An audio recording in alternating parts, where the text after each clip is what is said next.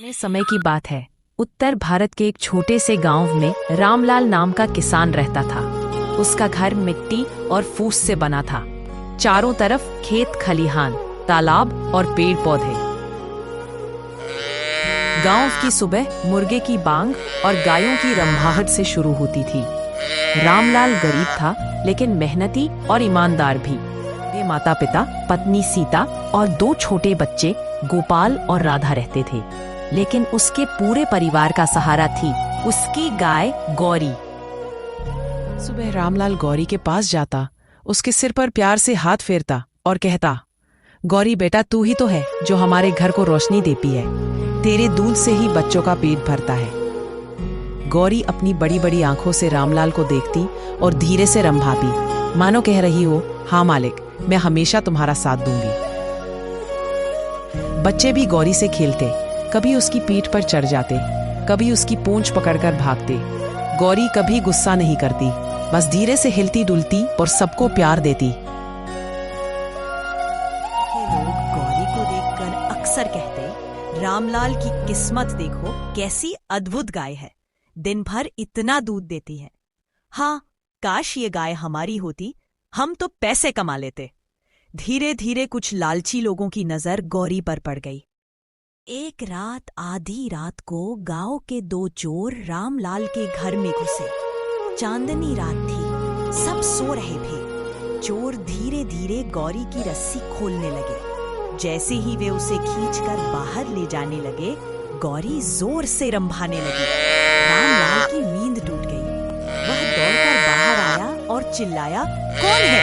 कौन मेरी गौरी को ले जा रहा है? चोर डरकर भाग गए।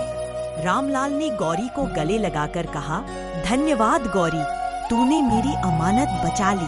सचमुच तू वफादार। कुछ साल बाद गांव में भयंकर सूखा पड़ा। खेत बंजर हो गए, तालाब सूख गए, किसान भूखे प्यासे रहने लगे। रामलाल के घर में भी अन्न का दाना न बचा। वह सोचने लगा, अब गौरी को क्या खिलाऊंगा? मैं तो बच्चों का पेट ही नहीं भर पा रहा। गांव के लोग सलाह देने लगे, रामलाल, इस गाय को बेच दो, अच्छे पैसे मिलेंगे, परिवार बच जाएगा। लेकिन रामलाल का दिल कांप उठा। उसने गौरी की आंखों में देखा। गौरी शांत खड़ी थी, जैसे कह रही हो, मुझे मत छोड़ना मालिक, मैं तेरा साथ कभी नहीं छोड़ूंगी। रामलाल ने दृढ़ स्वर में कहा, नहीं, मैं अपनी गौरी को कभी नहीं बेचूंगा। ये मेरे परिवार। कई दिन भूखे प्यासे रहने के बावजूद गौरी ने दूध देना बंद नहीं किया। भले ही थोड़ा सा दूध देती, लेकिन वह बच्चों के हिस्से में हमेशा पहुंच जाता। सीता ने एक दिन कहा, सुनते हो, ये गाय हमसे ज्यादा भूखी है, लेकिन फिर भी अपना सब कुछ हमें दे रही है। यह सचमुच देवी स्वरूपा है।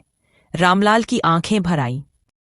काफी संघर्ष के बाद आखिरकार बादल बरसे, खेतों में हरियाली लौट आई, अन्न उगने लगा, गांव में फिर से जीवन मुस्कुराने लगा। रामलाल ने गौरी को गले लगाकर कहा, गौरी, तू ही तो मेरी असली ताकत है। तेरी वफादारी ने हमें इस संकट से निकाला है। एक दिन गांव में एक अमीर व्यापारी आया। उसने गौरी को देखा और दंग रह गया। किसान भाई, ये गाय तो खजाना है, मैं इसे खरीदना चाहता हूँ। इसके बदले सोने के 10 सिक्के दूंगा। गांव वाले हैरान रह गए। 10 सोने के सिक्के बहुत बड़ी रकम थी, लेकिन रामलाल ने मुस्कुराकर कहा, माफ करना साहब, गौरी बिकाऊ नहीं है। इसने मेरे कठिन समय में मेरा साथ दिया है। मैं इसे किसी भी धन दौलत से नहीं तोल सकता। व्यापारी ने रामलाल की ईमानदारी देखकर उसकी झोली अनाज और पैसे से भर दी और कहा, तुम सच में धन्य हो किसान, तुम्हारे जैसे लोग ही इंसानियत की मिसाल। गांव वाले रामलाल और गौरी की कहानी सुनकर कहते, सच्ची वफादारी और प्रेम कभी व्यर्थ नहीं जाते। धन दौलत तो आ जाती है, चली जाती है, लेकिन रिश्ते और निष्ठा सबसे कीमती होती है। गौरी भी गर्व से खड़ी रहती, जैसे उसे भी अपनी वफादारी पर अभिमान हो। दोस्तों, आपको कहानी कैसी लगी? कमेंट में अपनी राय जरूर दें। ऐसी ही वीडियो रोज देखने के लिए चैनल को सब्सक्राइब करें और शेयर करें। दोस्तों, कहानी अच्छी लगी हो तो लाइक करना ना भूलें।